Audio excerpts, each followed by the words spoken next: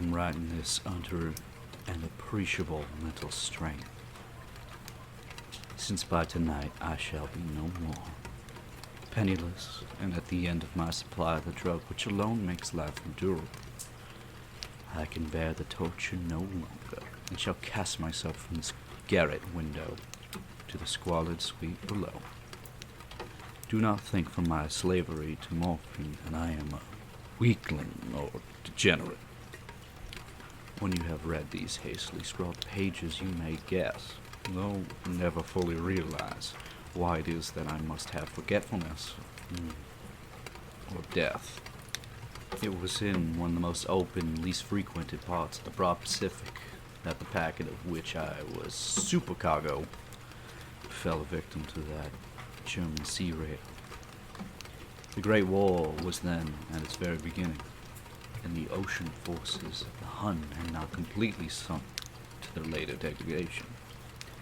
So that our vessel, it was made a legitimate prize, whilst we of her crew were treated with all the fairness and the consideration due us as naval prisoners. So liberal, indeed, was the discipline of our captors, that 5 days after we were taken, I managed to escape alone in a small boat with water and provisions for a good length of time. When I finally found myself adrift and free, I had but very little idea of my surroundings. Never a competent navigator, I could only guess vaguely by the sun and stars that I was somewhat south of the equator. Of the longitude I knew nothing. No island or coastline was in sight.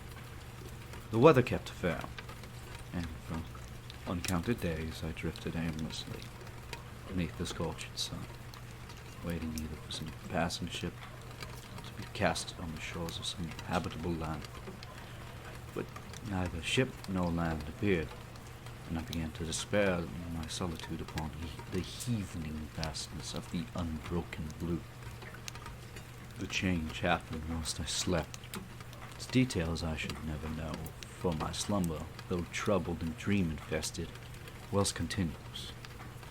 When I at last awaked, it was to discover myself half sucked into a slimy expanse, a hellish black mile which extended about me in monotonous undulations as far as I could see, and in which my boat lay grounded some distance away.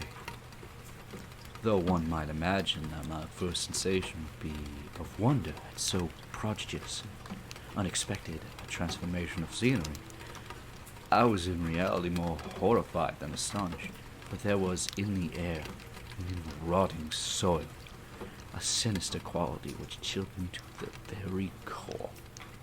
The region was putrid with the carcasses of decaying fish, and of other less describable things which I saw protruding from the nasty mud of the unending plain.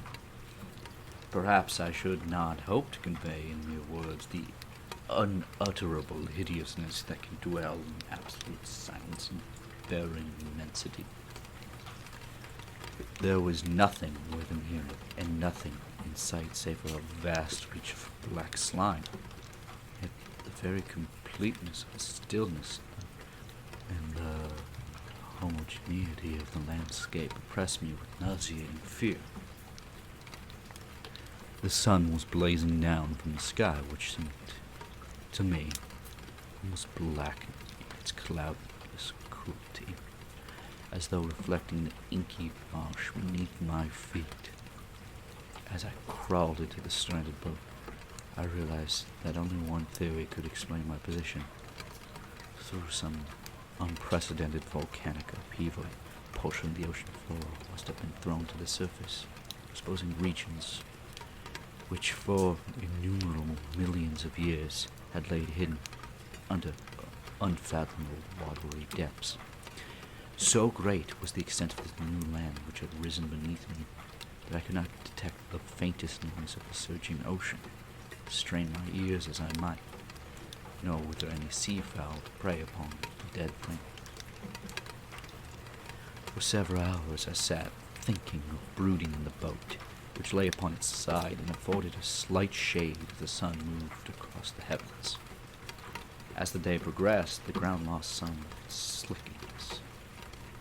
It seemed likely to dry sufficiently for traveling purposes in a short time. That night I slept but little. The next day I made myself a pack containing food and water, preparatory to an overland journey in search of the vanished sea and possible rescue. On the third morning I found the soil dry enough to walk upon with ease.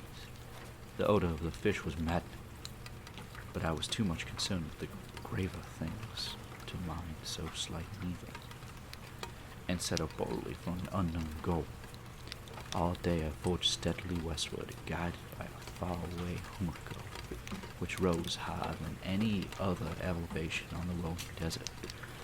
That night I encamped, and on the following day I traveled towards the hummock. Through that, object seemed scarcer nearer than when I had first espied it. By the fourth evening I attained the base of the mountain, which turned out to be much higher than it appeared from a distance, in intervening valleys, setting it out in a sharp relief from the general surface. Too weary to ascend, I slept in the shadow of the hill.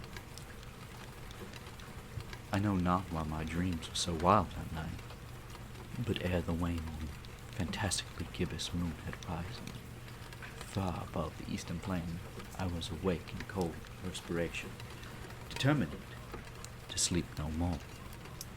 Such visions as I had experienced were too much for me to endure again.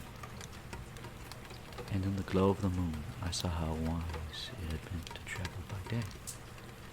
Without the glare of the parching sun, my journey would have cost me less energy, of course. I now felt quite able to perform the ascent which had deterred me at sunset. Picking up my pack, I started for the crest of the eminence. I have said that the unbroken monotony of the rolling plain was a source of vague horror to me. But I think my horror was greater when I gained the summit of the mount and looked down on the other side into an immeasurable pit or canyon, whose black recesses the moon had not yet soared high enough to illumine. I felt myself on the edge of the world, peering over the rim into a fathomless chaos of eternal night. Through my terror ran curious reminiscence of Paradise Lost, and Satan's hideous climb through the old-fashioned realms of darkness. As the moon climbed high into the sky, I began to see the slopes of the valley were not quite so perpendicular as I had imagined. Ledges and outcrops of rock afforded fairly easily footholds for descent, whilst after a drop of a few hundred feet, the declivity became very gradual, urged on by an impulse which I cannot definitely analyze. I scrambled difficultly down the rocks and stood on a gentler slope beneath, gazing into the Stygian depths where no light had yet penetrated. All at once, my attention was captured by a vast, singular object on the opposite slope, which rose steeply about 100 yards ahead of me, an object that gleamed whitely in the new bestowed rays of the ascending moon. That it was merely a gigantic piece of stone assured myself, but I was conscious of a distinct impression that its contour and position were not altogether the works of nature. A closer scrutiny filled me with sensations I cannot express, for despite its enormous magnitude and its position in the abyss which had yawned at the bottom of the sea since the world was young, I perceived beyond a doubt that the strange object was a well-shaped monument, whose massive bulk had known the workmanship and perhaps the worship of living and thinking creatures. Dazed and frightened, yet not without a certain thrill of the scientists or archaeologists alike, I examined my surroundings more closely. The moon, now near the zenith, shone weirdly and vividly above the towering steeps that hemmed in the chasm, revealed the fact that a far-flung body of water flowed at the bottom, winding out of sight in both directions, and almost lapping at my feet as I stood on the slope.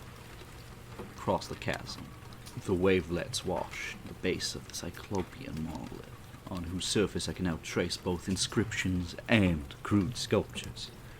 The writing was in a system of hieroglyphics unknown to me, and unlike anything I'd ever seen in a book, consisting for the most part of conventionalized aquatic symbols such as fishes, eels, octopi, crustaceans, mollusks, whales, and the like.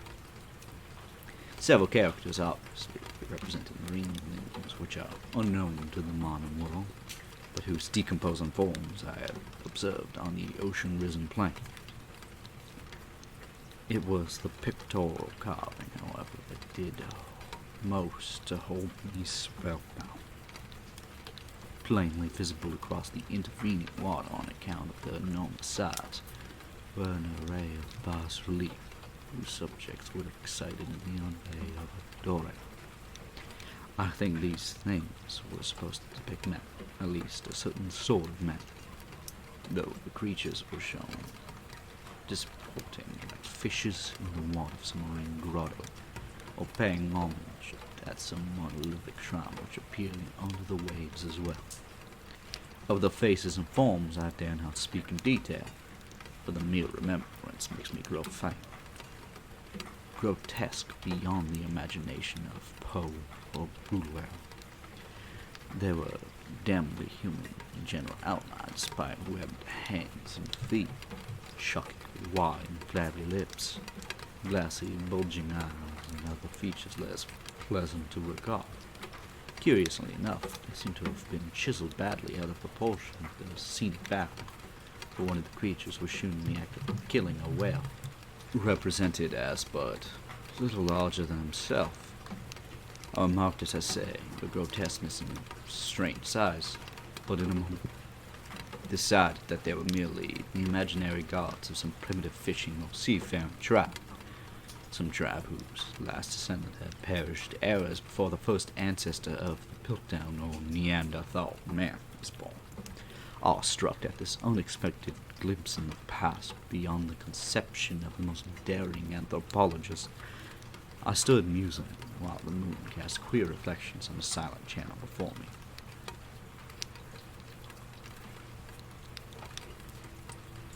Then suddenly I saw it, with only a slight churn to mark its rise to the surface. The thing slid into view above the dark water, vast, polyphemus like and loathsome. It darted like a stupendous monster of nightmares to the monolith, above which it flung its gigantic scaly arms, and while it bowed its hideous head and gave vent to certain measured sounds, I think I went mad then. Of my frantic ascent of the slope and cliff, and my delirious journey back to the stranded boat, I remember little. I believe I sang a great deal and laughed audibly when I was unable to sing. I have indistinct recollections of a great storm sometime after I reached the boat. At any rate, I know that I heard peals of thunder and other tones which nature only utters in her wildest moods. When I came out of the shadows, I was in a San Francisco hospital, brought thither by a captain of an American ship which had picked up my boat in mid-ocean. In my delirium I had said much, but found that my words had only been given scant attention. Of any land of people in the Pacific, my rescuers knew nothing, nor did I deem it necessary to insist upon the thing which I knew they could not believe. Once I sought out a celebrated ethnologist and amused him with the peculiar questions regarding the ancient Philistine legend of Dagon, the fish god, but soon perceiving that he was hopelessly conventional, I did not press my inquiry. It is at night, especially when the moon is gibbous and waning, that I see the thing. I tried morphine, but the drug had only given me transient surcease. It had drawn me to its clutches to a hopeless slave. So now I am, to end it all, having written a full account of the information, the contemptuous amusement of my fellow men. I often ask myself if I could not have all been a pure phantasm, a mere freak of fever as I lay sun-stricken and raving in the open boat after my escape from the German man-of-war. This I asked myself. Whatever does there come before me, a hideously vivid vision in reply.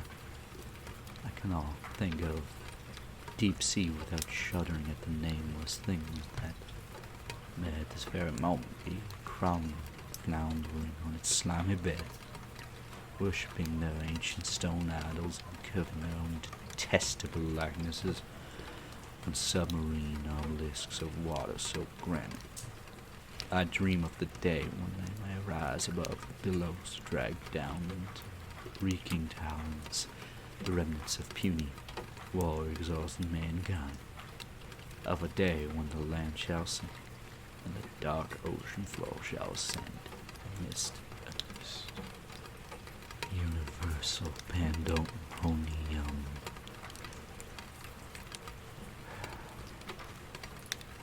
The end is near. I hear a noise at the door, as some immense slippery body lumbering against it. It shall not find me. God, that hand. The window.